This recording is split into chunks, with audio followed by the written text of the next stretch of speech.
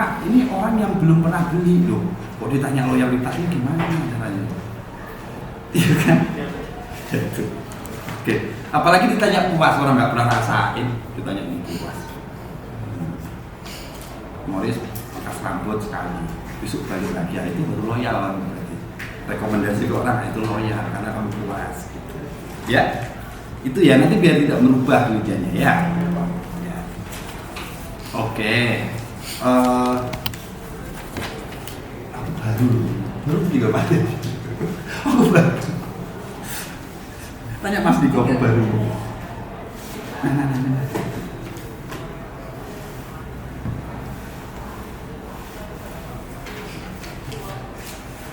Oke, itu ya untuk faktor yang mempengaruhi lebih dijelaskan bahwa memang benar ada hubungan. Itu kan nanti bisa pakai pakai peneliti terdahulu ya. Bahwasanya variabel itu memang benar. Tapi jelaskan bahwa kalau pengalaman merek itu semakin bagus ya kan, loyalitasnya semakin meningkat gitu. Ya, itu ada bahasa seperti itu di bab 1 ya. Sehingga menguatkan kita untuk mengangkat variabel itu. Gitu. Karena memang variabel itu diangkat itu kan ada dasarnya, tidak asal comot aja kan. Oke. Selain melihat saran dari peneliti sebelumnya, melihat ada risk gap, karena ada hubungan, karena ada penting, nah itu diangkat gitu variabel itu. Ya. Oke. Terakhir. Tapi yang penting itu populasi dan sampel itu tadi, ya. Sinkronkan dengan bab 1. Oke, udah cukup itu, ya. Tapi pakai 10% aja biar jumlah sampel hitungan turun sehingga kamu maksimumkan jadi 100 gitu. Jadi nggak berubah penelitian gitu. Ya. Oke. Ya, seperti Prof Teddy tadi halaman 50 disesuaikan dengan tanggapan respondennya ya. Kebalik kamu itu. Di sini istilahnya di situ ya itu di istilahnya memang sih yang benar itu apa? Eksogen endogen. Karena ada Y1, ada Y2. Masa Y lawan Y gimana sih? Gitu kan? Makanya diistilahkan eksogen dan endogen. Bahasa independen itu nggak ada lagi. Ya. Itu. Karena Y lawan Y gitu ya. Y1 kan kamu penelitiannya kan ada direct effect, ada indirect effect-nya kan, ada intervening-nya kan. Tapi Y-nya kan 2, kepuasan dan loyalitas, ya kan? Oke. Itu ya, itu nanti disinkronkan ya. Untuk keterangan di bab 4-nya tentu disinkronkan dengan bab 3-nya gitu. Oke. Terus satu lagi, tambahkan teori tentang alat uji untuk uji angket menggunakan SPSS karena kamu uji persen korelasi di situ. Kamu nggak ada di bab 3. Pakai PLS kamu ujinya. Iya. Uji angketnya kan kamu pakai persen korelasinya kan ada di situ. Nah, itu punyanya SPSS punya, itu ditambahkan teorinya di bab 3. Ya kan? Kamu buat bab 4 tapi nggak ada teorinya bab 3, itu kan nyalahi aturan kamu. Orang nggak disuruh kok malah dikerjain, gimana sih gitu kan?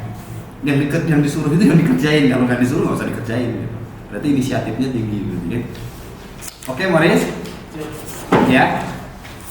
Oke, hasilnya semua signifikan loh. Iya, Pak. Iya kan? Iya. Nah, yang dijelaskan Prof Teddy tadi, begitu pakai alpha 5% tadi ya, ada tadi dijelaskan kan? Pakai alpha yang kamu kan pakai two-tail atau one-tail tadi? One-tail harusnya kan, bukan two-tail kan? Karena kamu sudah sebutin arah positif negatif ya gitu kan? Iya. Udah, daripada bingung pakai tabel, ya kan, kamu bingung bedakan mana apa yang dibagi 2, 0,025, kamu kan bingung di sini. Ya udah, pedomannya pakai p-value aja, kecil dari 0,05 berarti dia signifikan. Dah, ya. Berarti kalau harus disampingkan lagi Pak? Iya, tingkat signifikannya ya.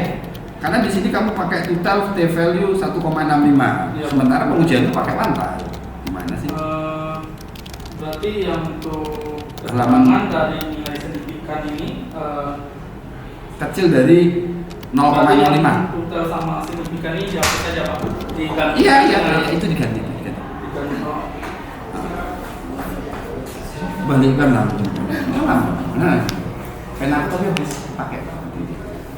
Aku pakai. Sampai mau pakai. Oke, Morris. Ya? Ya, Pak. Oke, itu Tuh tadi daripada kamu dijebak sama Prof tadi mana-mana, lihat alpha by value-nya aja selesai. Iya Pak. Kamu menggunakan alpha 5%, hitungnya beda. Menggunakan alpha 10%, hitungnya beda lagi. Ya, pusing kamu kan? Apalagi kamu salah di sini pakai detail lagi. Iya kan? Iya. Oke. Sudah, terus terakhir pembahasan. Nah, untuk pembahasan itu kamu jangan ujuk-ujuk langsung jelasin hasil gitu ya. Yang dijelaskan itu kamu jelaskan sedikit apa sih sebenarnya pengalaman merek terhadap kepuasan secara teori. Kan kamu sudah dapat pengalaman baca bab 2-nya kan? Nah, itu kamu sebutkan secara teorinya sedikit gitu. Nah, lalu kamu masukkan hasil analisis deskriptif ya, baik itu profil responden maupun tanggapan responden gitu yang mendukung hasil penelitian kamu gitu. Kenapa dia signifikan positif? Oh, karena rata-rata pembelinya ini. Karena kalau lihat tanggapan respondennya yang paling tinggi pertanyaannya tentang ini. Iya kan? Yang di kepuasan pertanyaan tertingginya gitu ya. Lalu yang dijelaskan hasil pack-nya juga dijelaskan di sini, tapi tidak angka, tapi hasil secara narasi. Kemudian hasil uji hipotesis juga dijelasin. Ya. Terus terakhir baru siapa yang dukung, siapa yang menolak. Iya kan? Simpel gitu aja udah ya. Oke, terakhir. Karena semua hasilnya signifikan, berarti berikan saran untuk manfaat penelitian. Kamu lihat manfaat penelitiannya untuk siapa itu coba kamu lihat. Nah, manfaat penelitiannya kan untuk akademis dan praktis. Nah, berarti sarannya untuk itu juga sesuai dengan manfaatnya ya. Nah, praktis itu siapa aja? Ya bagi konsumen mungkin. Yang kedua bagi perusahaan ya. Nah, karena hasilnya signifikan semua, berarti ya sarankan ke perusahaan bahwa memang benar kalau mau naikkan kepuasan, tolong diperhatikan pengalaman merek, pelayanan konvensionalnya boleh diperhatikan karena memang terbukti ini signifikan positif, bisa naik tuh kepuasannya gitu. Begitu halnya dengan loyalitas juga kan. Karena memang hasilnya signifikan positif, ya kalau mau meningkatkan loyalitas pelanggannya, ya perlu diperhatikan faktor pengalaman merek dan pelayanan konvensionalnya. Karena hasil penelitian membuktikan bahwa kedua faktor tersebut mampu meningkatkan loyalitas gitu. Ya, kalau untuk penelitian selanjutnya apa? Untuk menggunakan mungkin cari faktor yang lain. Ya, Cari menambahkan variabel yang lain. Ya, itu dari mana kamu lihat bisa? Jangan dikarang. Lihat di bab 2 ada penelitian terdahulu yang tidak diteliti. Nah, itulah yang menjadi rekomendasi. Mana yang tidak diteliti? Contohnya itu. Kalau dilihat dari nilai koefisien determinasi Pak. Iya, itu kan sisanya berapa gitu kan? Ya. Tapi kan nggak tahu variabelnya apa. Iya betul. Ya makanya lihat, sarankan misalnya gitu kan, kayak kualitas produk. Kan nggak ada kan? Iya sih, tapi kalau untuk menyarankan bukannya tadi judulnya variabel yang sudah terlalu pasaran ya Pak? Kok terlalu pasaran sih? Enggak, kalau kita Kan kita ini sekarang kan pengen tahu cari faktor yang mempengaruhi loyalitas. Ternyata setelah kamu telitin 3 faktor itu memang mampu benar meningkatkan loyalitas. Ternyata kan adjustnya nggak 100%. Kalau untuk penelitian yang sudah pernah melakukan kualitas produk gimana Pak? Ya nggak apa-apa. Emang kamu yakin pengalaman merek nggak pernah ditelitin orang? Iya kan? Artinya gini loh, dalam konten penelitian kamu menyarankan untuk penelitian selanjutnya. Ternyata yang kamu teliti itu mampu meningkatkan, tapi masih banyak variabel yang lain yang bisa meningkatkan nilai adjusted tadi kan? Iya kan? Nah, itu caranya kamu lihat penelitian terdahulunya yang tidak diteliti. Itu kan menyarankan mau dipakai mau enggak ya terserah peneliti selanjutnya gitu. Iya kan? Ya salah satunya kalau kamu meneliti yang dilihat dari jurnal itu apa? Kan saran peneliti sebelumnya kan? Menggunakan variabel itu kan bisa kamu pakai variabelnya. Sebenarnya kan gitu. Selain melihat gapnya gitu loh. Iya kan? Oke. Terus keterbatasan. Kenapa terdapat keterbatasan penelitian jumlah respondennya hanya 100 orang? Objek penelitian. Nah itu kan udah bagian dari sampel. Kenapa dibuat keterbatasan itu? Ya, kalau keterbatasan penelitiannya nggak ada, nggak usah dibuat.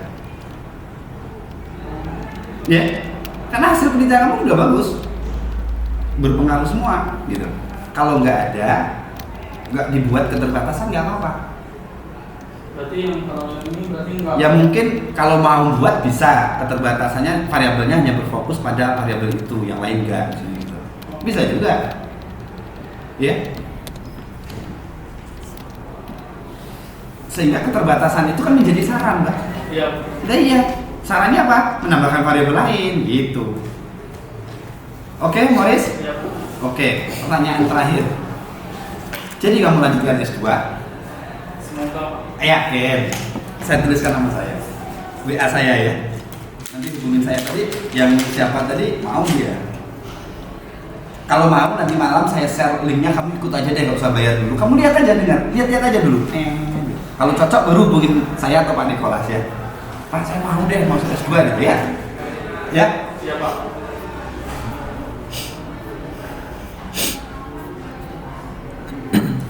Oke, Morris, saya rasa itu aja. Silakan ditutup.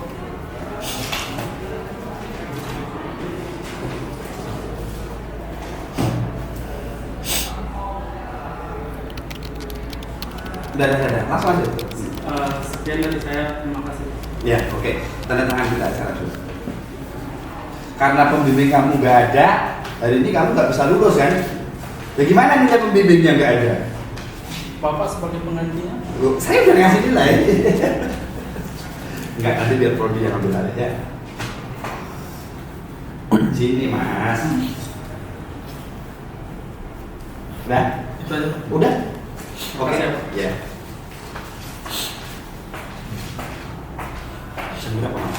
Jam 11.47. Mau sholat lagi. Mungkin ini anaknya. Anak ya umur 3. Biar aja Pak Dedi, aku lanjutin. Ya sama Pak Dedi bagiannya Pak Dedi. Nggak ada, anaknya belum datang. Anaknya belum datang. Nanti Dedi mau belajar Pak Dedi. Kardi. Itu berita acaranya ada? Sobat, Yang siapa itu tadi? bagaimana? Nih. Ini siap. Ini saya kasih ide. Aku mau sholat Jumat. Hah? Pak, maaf mau tanya. Berarti kalau Revisi saya revisi sama saya, nanti baru Prof Teddy, baru kembali ke Bu Yusnita, ya? boleh. Itu loh nomor handphone udah saya catat. Kamu kan mau masuk S2, makanya saya sudah catatkan di ini. Berarti ini untuk Bapak saya. Oh iya, itu yang kamu perbaiki ya.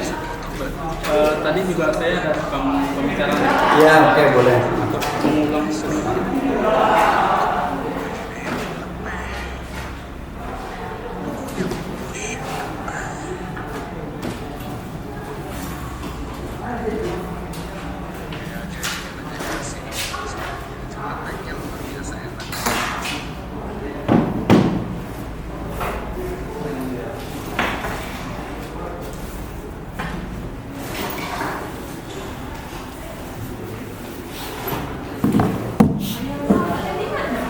Nah, itu aku saya belum Pulang lihat. tadi. Nah, kenapa nyari Pak Teddy sampai?